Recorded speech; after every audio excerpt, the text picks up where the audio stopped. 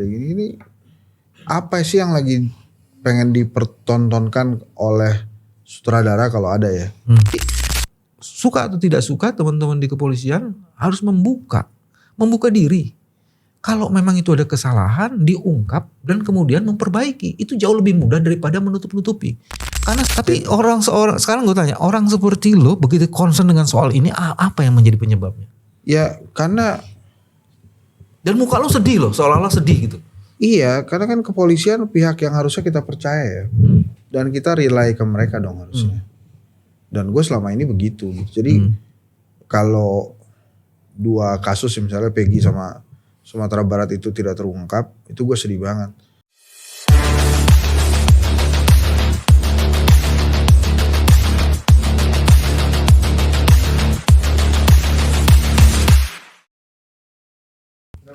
Oke, ini saya bajak channelnya Mas BW. Karena Mas BW kan ahli hukum terkemuka di Indonesia. Jaringannya itu temannya ketua-ketua partai ya? Iya, ketua-ketua partai. Mas, itu apa sih, ada apa sih sebetulnya di Indonesia ini kok kelihatannya ada aja ujian buat aparat ya. Kasusnya Ronald Tanur, terus kemudian ada Peggy, terus ada Vina sama Peggy bareng ya? Vina sama Peggy ya. Terus ya, ada satu lagi Afif ya? Afif di Sumatera Barat. Ini ada apa sih sebetulnya Mas? Apakah sebelumnya sebetulnya banyak, cuma gara-gara nggak bisa viral jadi nggak kebuka. Sekarang itu banyak yang kebuka karena banyak yang viral. Itu gimana sih ceritanya? Bagian pertama sebenarnya semua kasus itu menunjukkan ini yang ada lewat problem nih. Prof Zulfikar. Nggak apa-apa, boleh. Nah, terus bagian yang pertama menunjukkan bahwa ada problem di aparat kita, bos, untuk mengungkap kasus-kasus ini. Karena di beberapa case yang tadi, paling tidak 2 case itu kekerasan menjadi instrumen untuk orang untuk memproses orang menjadi tersangka atau terdakwa. Itu kekerasan itu. Afif itu menunjukkan itu. Terus kasus Peggy juga seperti itu. Nah ini kasus yang di Sumatera lagi, di Jawa Timur agak beda. Itu proses di pengadilannya kan yang membebaskan itu. Tapi kalau 2 kasus yang lain tuh agak identik tuh. Nah itu sebabnya tantangannya luar biasa sekali. Kan Pak Kapolri punya program yang namanya presisi. Dalam salah satu program presisi itu adalah betul-betul aparat itu menggunakan instrumen yang disebut dengan scientific investigations. Dan kan kasusnya kalau yang Peggy itu kasus lama, bos. Waktu Pak Listio belum jadi Kapolri. Tapi kasus yang ini, yang menarik itu Kapoldanya itu luar biasa bertahan gitu untuk melindungi. Yang mana yang di Sumatera Barat itu. Sementara Kapolri ada dalam posisi yang di tengah loh, bos. Dia mengatakan buka, kirim Irwasum. Itu ada yang menarik di situ tuh. Jadi Kapolri yang ingin menegakkan hukum itu belum tentu ditopang oleh seluruh aparatnya. Itu yang menjadi ujian untuk Kapolri juga. Kapolrinya betul-betul bisa menegakkan. Tapi kita tetap harus percaya dengan aparat dong. Iya, harus percaya dengan aparat. Cuman juga harus mengetahui, meyakini bahwa ada masalah di aparat kita dengan 2 bukti tadi itu. Nah ini yang artinya kan kalau percaya kan bukan berarti kasih cek kosong kan, bos. Karena ada fakta seperti itu. Nah ini yang benar-benar kita harus serius nih. Sekarang kan pertanyaannya ya, misalnya kan kalau di Sumatera Barat itu, untuk mengungkap itu semua kita perlu visum yang jelas, perlu diotopsi. Kasih dong itu, libatkan partisipasi publik dan baru di situ kepercayaan polisi akan meningkat lagi. Tapi gue tetap percaya polisi sih. Harus percaya. Nggak, maksud gue, terus yang lo harapin tuh kan, ya kan memang kita pengen itu terbuka ya. Nah pertanyaan gue tuh ada apa sih sebetulnya? Kok ini seperti rentetan hukum yang tiba-tiba dibuka ke publik gitu ya, tentang ada orang yang membunuh terus kemudian katanya bebas, terus ada gini apa sih yang lagi pengen dipertontonkan oleh sutradara kalau ada ya? Kalau dilihat masing-masing tuh agak beda loh, Hen. Coba lihat ya, masing-masing orang yang bermain di situ atau yang terlibat di situ. Di Sumatera Barat itu teman-teman LBH Padang loh. Lu mau bilang ada sutradara di situ? Oh. Nggak bisa dong. Iya. Terus yang kedua di Cirebon, itu kan kasus itu setelah di pengadilan itu ramenya. Setelah filmnya viral kali ya? Setelah filmnya viral, terus kemudian ada penangkapan terhadap Peggy yang terlalu dipaksakan. Dan di situ kan kemudian ada peran satu anggota polisi yang bapaknya Iki, yang kemudian sekarang dituding bahwa dia adalah yang merekayasa kasus. Itu kan beda tuh. Apa namanya, pola dan modusnya tuh agak beda tuh. Cuman sekarang dengan kehadiran media sosial itu kemudian jadi terangkat dan kemudian menjadi public discourse. Nah mungkin kalau mau lihat itu public discourse-nya itu menjadi menarik untuk dilihat. Itu kan teman-teman lo juga yang bangun public discourse itu. Itu yang katanya ada mata di staples tuh bener kan gak sih?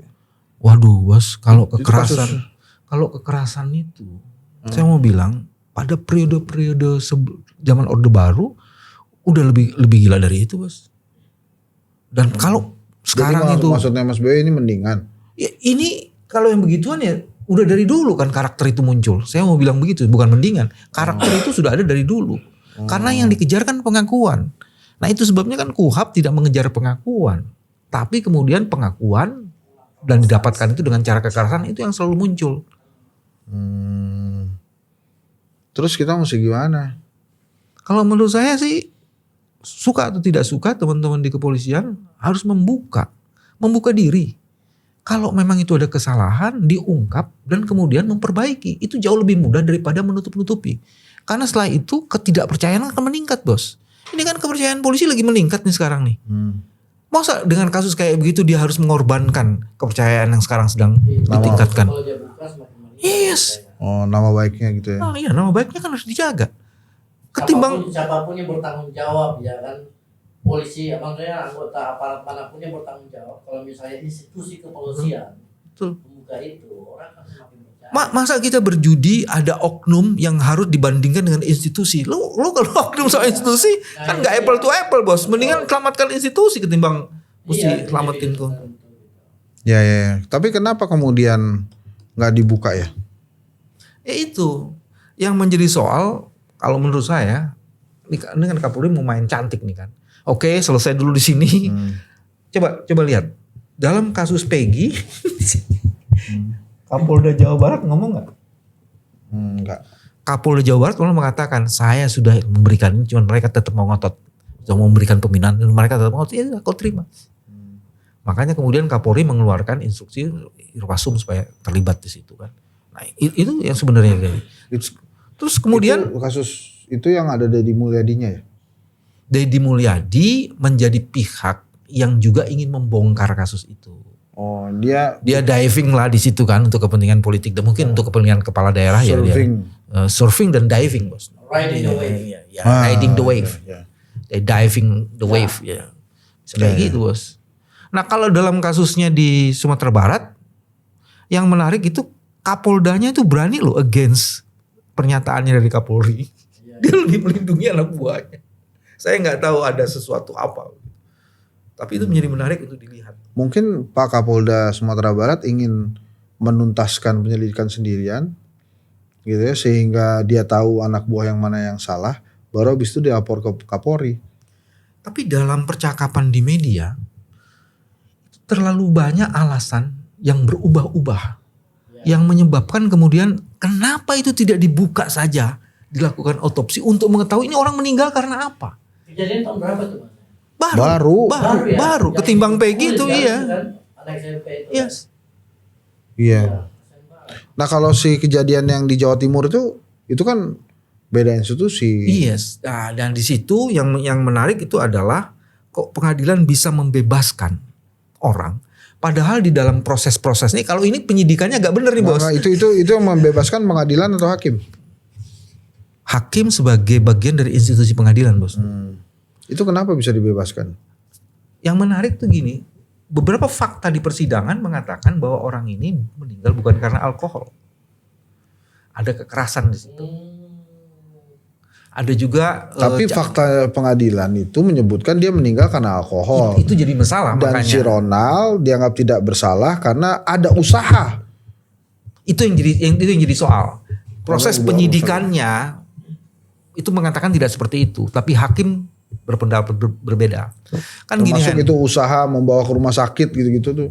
Ya kan bisa jadi alibi juga bos, membawa ke rumah sakit, abis lo tempelengin macam-macam membawa ke rumah sakit itu maksudnya apa? Dengan membawa ke rumah sakit, apakah dengan demikian peristiwa penempelengan itu tidak terjadi? Kan enggak juga gitu bos. Tapi sekarang gue tanya, orang seperti lo begitu concern dengan soal ini, apa yang menjadi penyebabnya?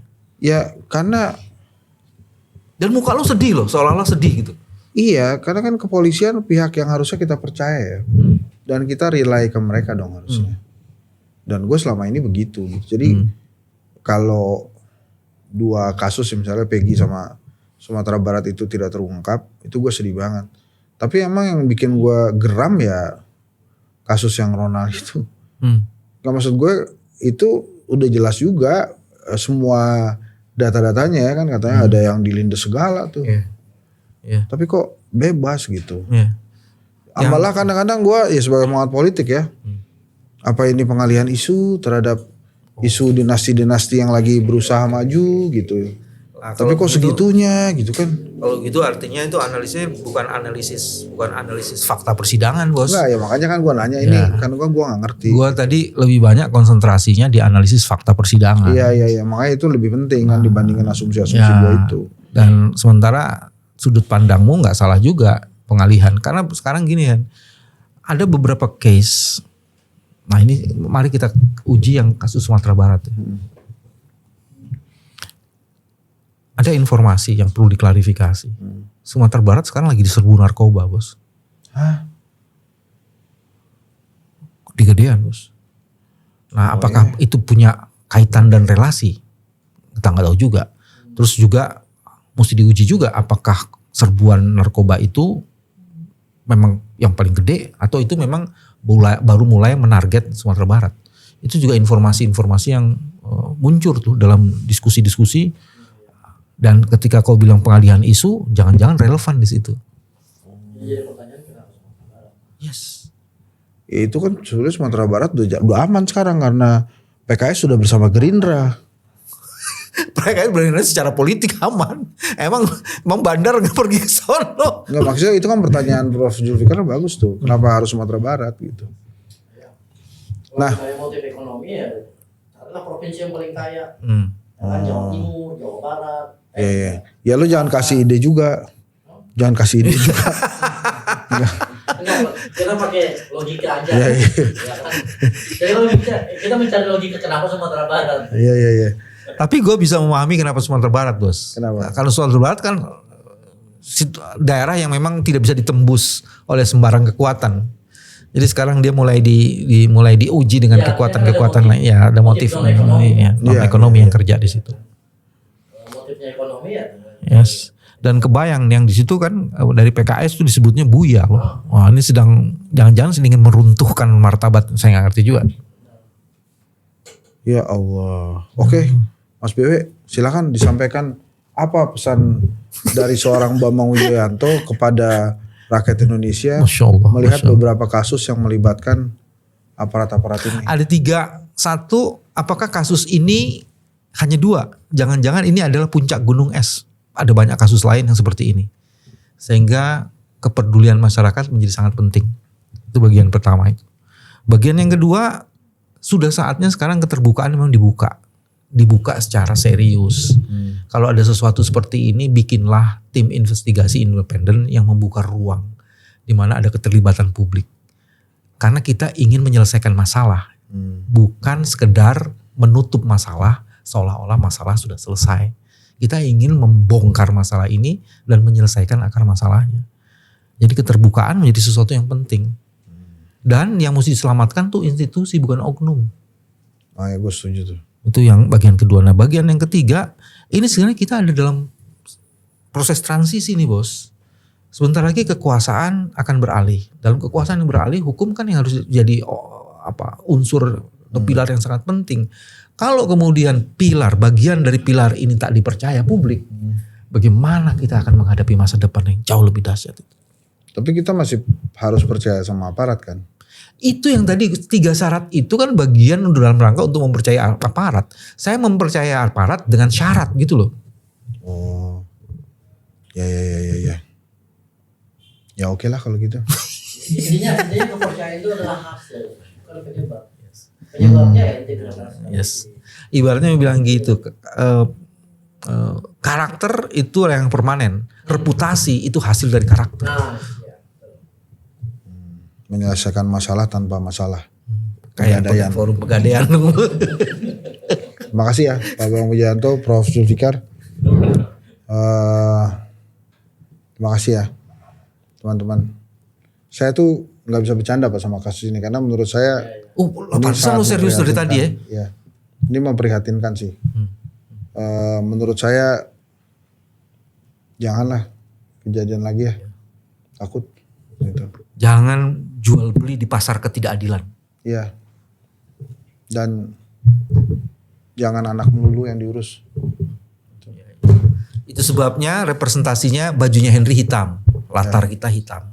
Karena kita sedang menghadapi kehitaman. Ya, boleh lo closing juga boleh. Kan ini studio lo. Ini juga 90% ini kan ya alat-alat lo.